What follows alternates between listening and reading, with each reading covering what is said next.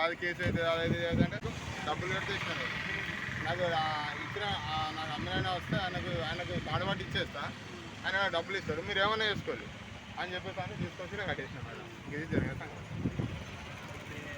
ఎక్కడ దాకా వచ్చింది ఈ ములుక దాటినా ఏం పేరు ఆయన పేరు ఆయన పేరు రంజిత్ ఆయన పేరు వాళ్ళది వేలేరు పెరుగు తీసుకొచ్చారు ఈ పెరుగు ఆయనకు హన్మకొండలో టీ పాయింట్లు ఉంటాయట టీ పాయింట్లు ఉంటాయంటే ఇక అది ఇదేంటి వేలేరులో కాదు మేడం అంతుంది వేలేరు అతను అక్కడ హన్మకొండలో టీ పాయింట్లు ఉన్నాయట.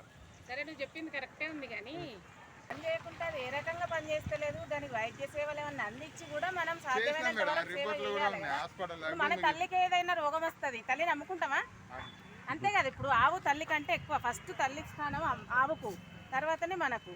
మరి తల్లికి అయితే వైద్య పరీక్షలు చేపించి ఎంతైనా ఖర్చు పెట్టించుకొని మళ్ళీ బాగు చేపించుకొని మన ఇంట్లో మనం ఉంచుకుంటామా లేదా తల్లిని.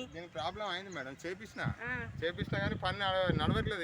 ఎట్లా నడవదు చెప్పులు మీరు నడవది అనేది ఎట్లా మీరు నిర్ధారిస్తారు డాక్టర్ సర్టిఫికేట్ దే ఆయనకేసి ఒకరోజు పచ్చని చేసి అంటే కింద పడితే ఇక కొంచెం డాక్టర్ తీసుకొచ్చి ట్రీట్మెంట్ చేపిస్తే ఇది మీకు పని చేసేటట్లేదు మీరు అమ్ముకోండి అని చెప్పారు.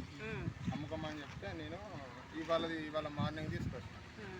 తీసుకొచ్చి అమ్ముకుందామని తీసుకొస్తా ఉంటే ఒక అతను నాకు ముద్ద ఒట్లా కలిసి ఆవు ఎక్కడిదన్నా ఇది అది అని నన్ను అడిగిన అసలు నాకు కానీ అంటే ఇట్లా పలానా కాడ తీసుకొచ్చిందా ఇట్లా ఫ్రాన్స్ పలానా క్యాండిడేట్ ఇచ్చిందా కంటే అతను నాకు తెలుసు ఇట్లా పలానా అని అని అంటే మరి మీకు ఏమైనా ఆబ్జెక్షన్ అన్న మీకు అవసరం ఉంటే తీసుకోండి మరి ఫోన్ చేసి అతను అసలు దీని గురించి బాగా సీరియస్గా తీసుకోవాల్సిన అవసరం లేదు నాకు 42,000 కట్టించిన డబ్బులు ఇచ్చి ఎవరైనా మంచిగా తీసుకోవచ్చు అతనే రావాలంటే నేను అతన్ని పిలిపిస్తా వస్తుంది అని చెప్పని అన్న.